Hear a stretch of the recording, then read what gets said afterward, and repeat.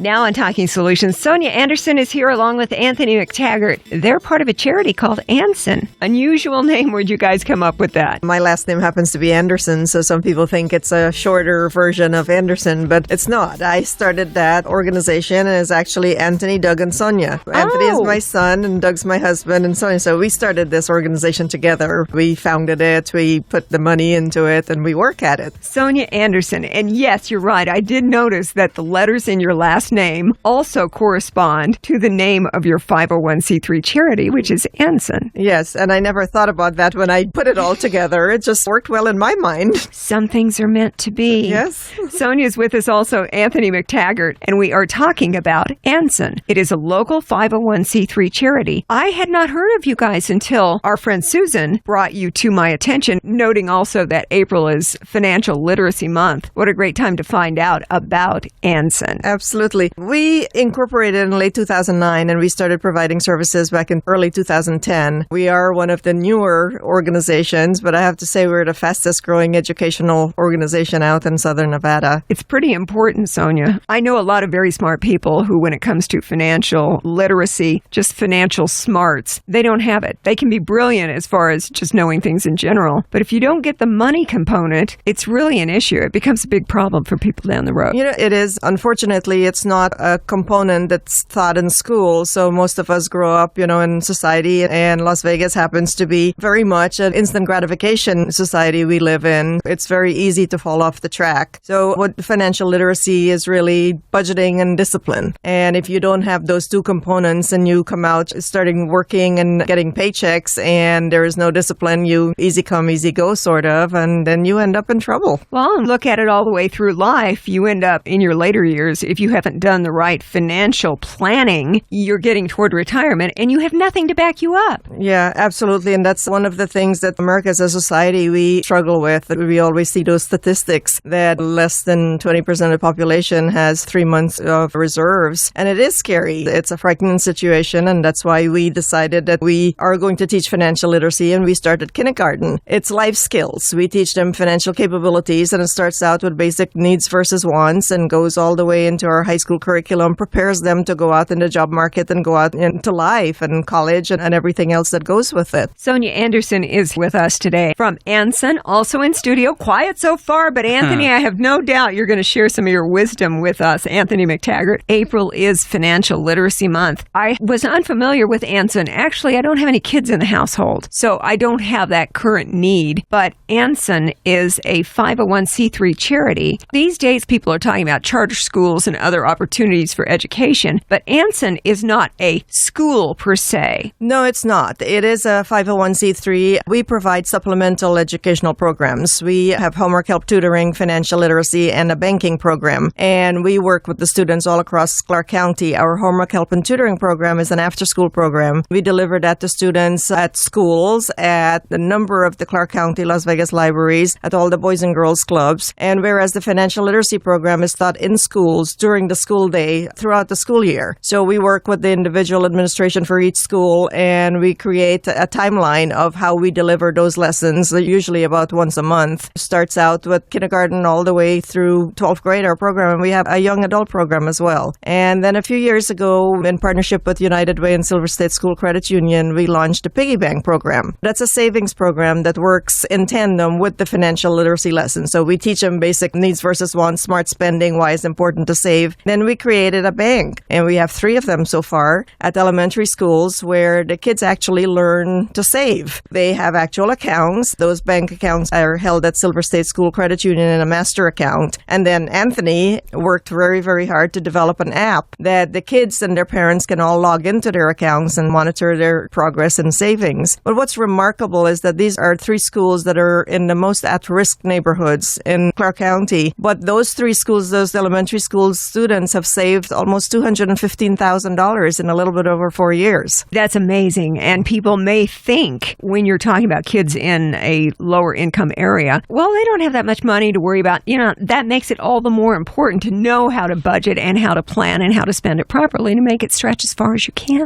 Absolutely. And we have banking once a week. The kids come, it's positive reinforcement. It's anything that you have them do over and over. It'll become a habit. And that's what we're trying to instill, lifelong habits at an early age. And these are skills that they're going to take with them throughout their lives. So they bank as little as a penny. There are a lot of kids that come and bank a penny. Some of them have $20. Some of them have birthday money and grandparents' money and all of that. But we don't focus on the amount that they deposit. We encourage them to deposit regularly. So they get little stars and stickers, and that gives them something to look forward to, but they're developing habits. Looking forward to putting money away. Absolutely. Instead of just spending it the first chance you get. One of the really interesting things that we also have tied into the financial literacy at an early age is the parental engagement. For us, it was just as important to educate parents that may not have access to these types of services or these types of classes as well. So every homework assignment that we send home with the students, they actually have to complete with mom and dad to be able to figure out what the answers are in context to their home. Last year, we actually had 76% parental engagement on the homework. So 3/4 of all the parents are actively working with the students. And it's always nice when you can tell a student, hey, guess what? Today, your parents are going to have homework too. So it's been working out really well. And then the growth that we've had in financial literacy from 1st to 5th grade is actually an average of 82% growth. So at the K and first levels, they have no knowledge when they come into this. So you see huge strides of growth. And then by 5th grade, they've been hearing this for about 5 years. And so although the growth is contained year over year, there is growth. And we average about 82% in terms of personal finance. Great numbers. You're mentioning kids in kindergarten. And people say often that they have no concept of the value of money because to them, $1, $100, whatever, it doesn't really have a context. There's a lot going on at home that kids can see. So they can see the good. They can see the stress of mom and dad when things are tight. Tax season is upon us, right? They understand. They're hearing all of this. So I agree. Sometimes they have no idea, how much something actually costs in terms of if they're saving a nickel or they're saving $5 or $50. But at the same time, they do want to know what's going on at home. And we've had some pushback from parents that were very uncomfortable talking about the details of their personal finance. And so we've kind of adjusted and said, well, what is a typical household? Because at any rate, regardless of your personal finances, you want your children to be successful in their life. Of course. And so that education is so important. It was the attitude in the house where I grew up. It was unsavory to talk about money. We don't really discuss finances a lot, but it's really, really important. And now these days, every charity that I end up working with sees the need for someone like an Andson who could come along and help to educate. Because when I have talked with Living Grace Home and they are helping single moms learn about budgeting and how much it's going to cost to rent an apartment and how they can manage on their own with their new child. That's one example. HopeLink, our friends in Henderson, they have clients who are very low income who have been able to benefit from the free VITA tax assistance program. When they get their tax refund, they say, before you go spend it, let us help you learn how to stretch those dollars. That's right. So financial management at whatever point of your life is very important. Karen's always been good about that. She doesn't want them spending their money on television. I love her. Yes, yes. We do too. Yeah. One of the other things, too, is you see this when kids go out with you to the store. Is it a need or is it a want? Yep. Do you also help them understand that you need to talk about your money in those terms? Right. Is it something you need? Is it something you want? Because when you're in the store with any kid, it's something they want right now. Absolutely. It's the first lesson we teach, needs versus wants. And at the 5th grade level, it's a real conversation about what they need for school when they're going into middle school. Like, the clothes are important, but do you need to have the most expensive sneakers? Do you need to have an iPad to go to class, or will you get by using the home computer? At the 1st grade or 2nd grade level, we actually have them get together. They plan a trip to outer space. And what do they need for that trip? They start with 9 items and then it whittles down, and then they really only get to take the critical items with them, right? There's not enough room to take everything. And so we teach them that focus of, what can you do without? That's really critical in our lessons as well. So definitely trying to alter how we teach based on grade. But hey, even at the senior level in high school, we're talking about needs versus wants. And in that situation, it's a Hyundai Elantra or a Honda Civic is a fine car. You do not need to get the car that's a $349 a month lease payment, right? Wait, Anthony, you mean we don't all have to act like the Kardashians? Absolutely not.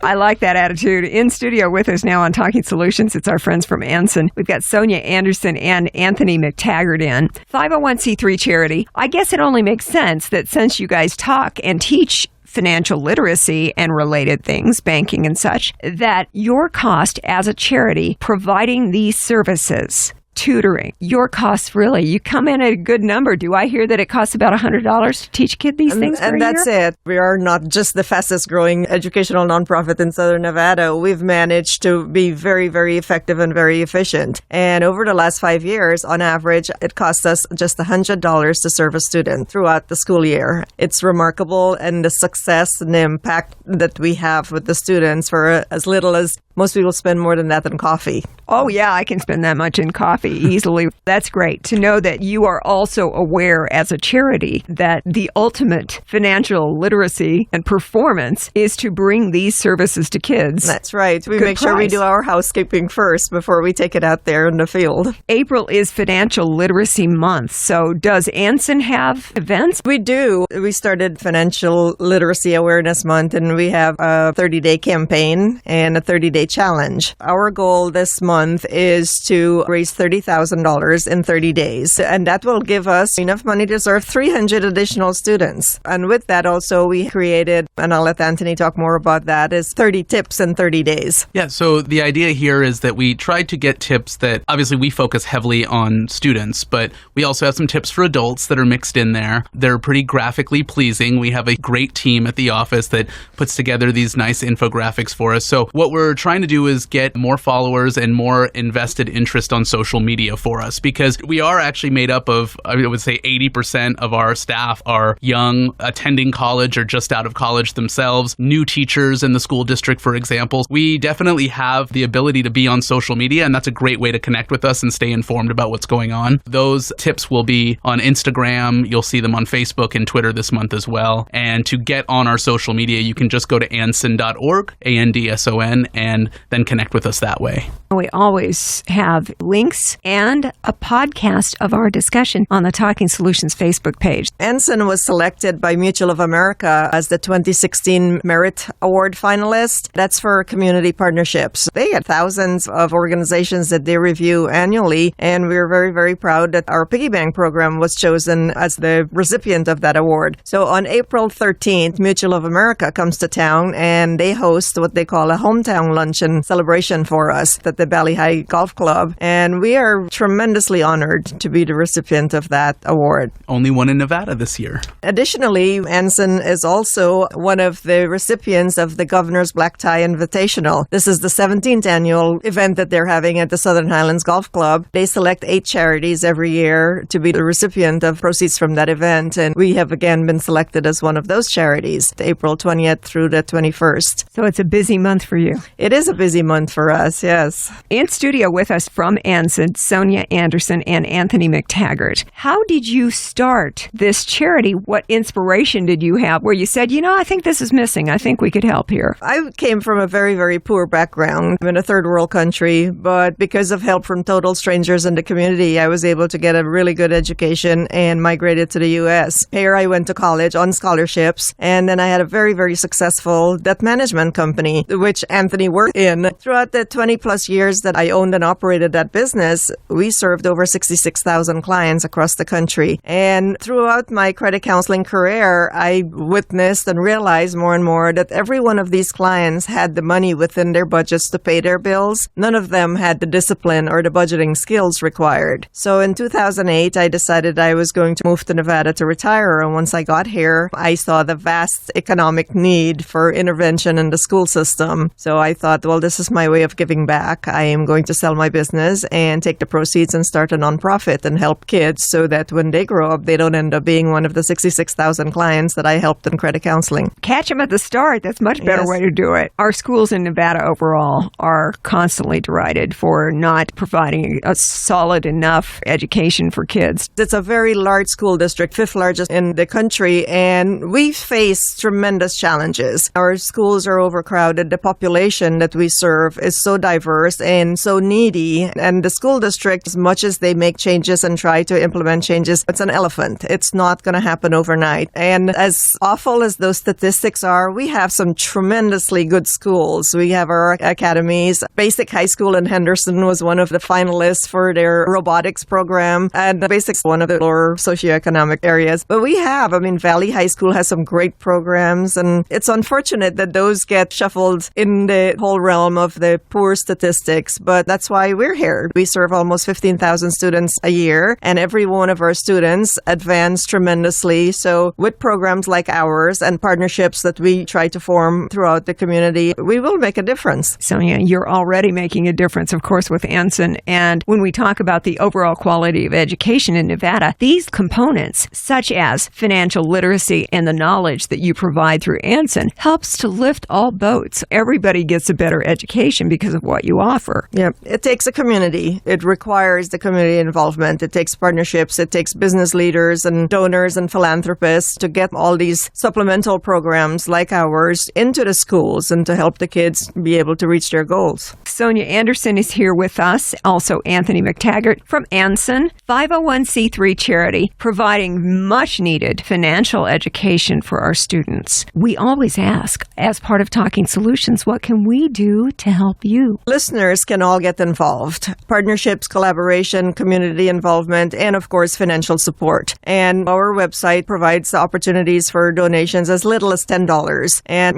like I said, $100 serves a child for a whole school year. And if someone takes $10 out of their budget, 10 months a year, you can provide programs that these kids need. My goal is to help the community. My CPA told me one day, said, Sonia, what you're doing is you're not just helping kids. When you help the children in one classroom, that helps the school. That school helps the community, and eventually it's an impact that the whole society needs. So $10 a month from listeners can help us propel our program, expand it, and reach thousands of kids who desperately need our program. And you're right, it does. It spills over into the community, and it actually helps everyone. It's exponential in the way it grows. And that kind of knowledge, teaching a child really is life-changing information. It's something that's going to impact them every day from this day forward. Yes. We have some unique volunteer opportunities for 2017. We are definitely trying to engage the community so that they can be a part of what we do, even if financial support isn't something they're ready to commit to. By connecting through our website, you can become a volunteer, and we would post based on how often you're available, and also, do you want to do a special event? Do you want to be recurring, working with us, on a weekly or a monthly basis? So we have a lot of different options, and we'll be parsing those out and trying to find the right fit for everybody this year. Anthony, we always emphasize that if people don't have the actual dollars to donate, volunteerism, their time that they give, is so much more valuable than they even realize. Absolutely. So you can always use volunteers. You can always use donations. Those help as well.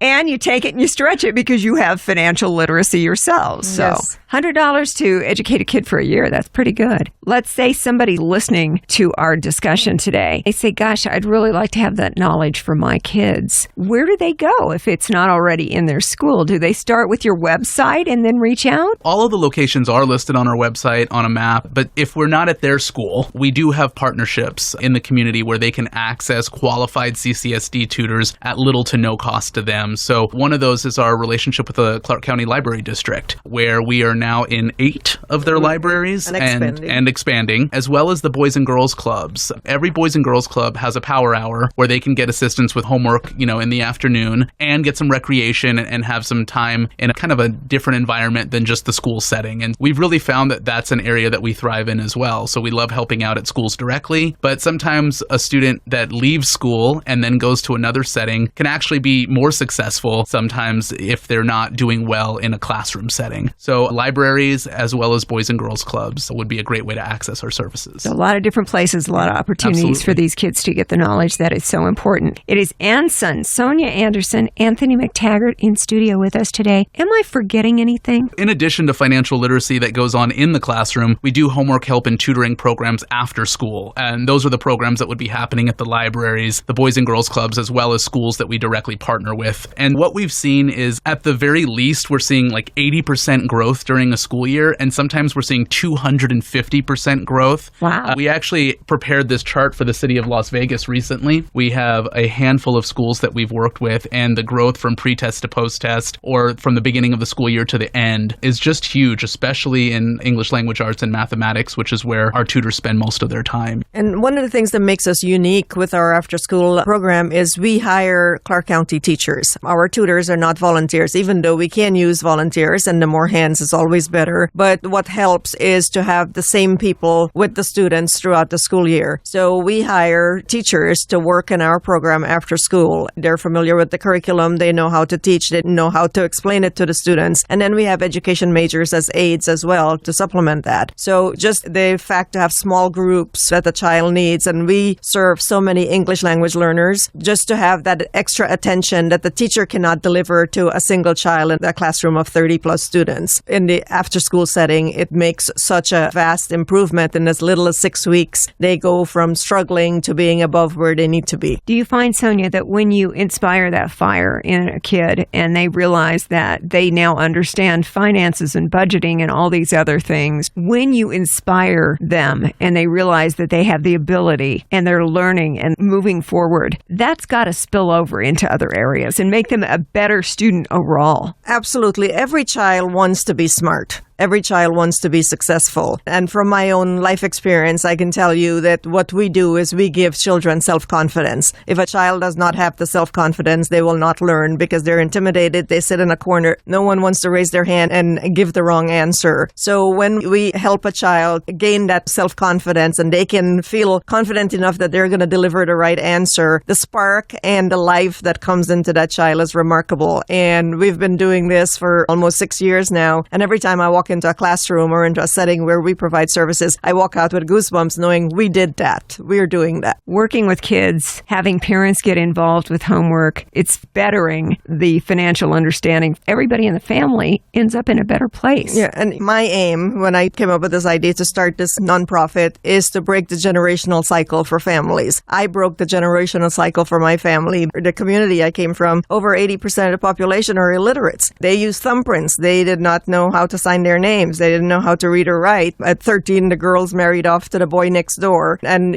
life continues. But I was able to get an education, and now I have nieces in their 20s that have PhDs. So my goal is to be able to give the tools to the children of the family who are the ones that's going to help break this cycle for their families. The 501c3 charity that we're talking about today is called Andson, and it is Andson, Andson.org for more information. Yeah.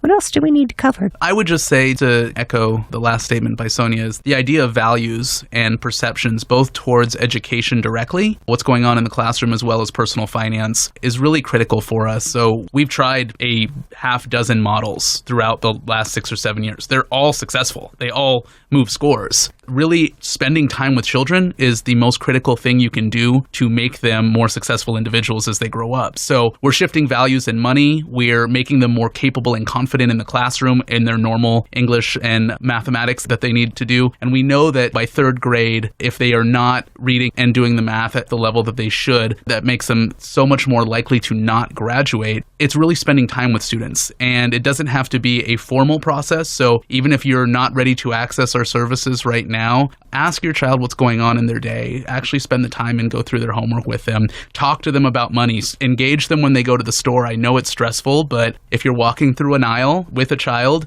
try to do a mini lesson on pricing and why one item costs more or less than another item, even though they're similar goods. I do that with my husband in the grocery store.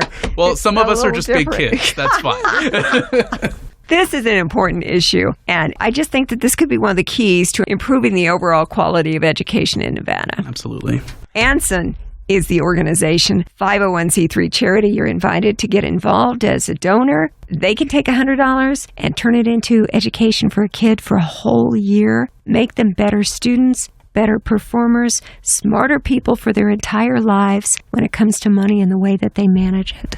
And these are the students that we need to support us.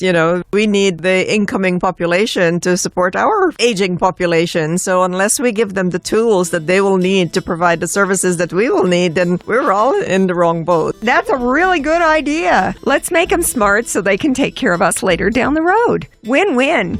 Sonia Anderson and Anthony McTaggart with Andson. Thank you for joining us today on Thank Talking you for having Solutions. us.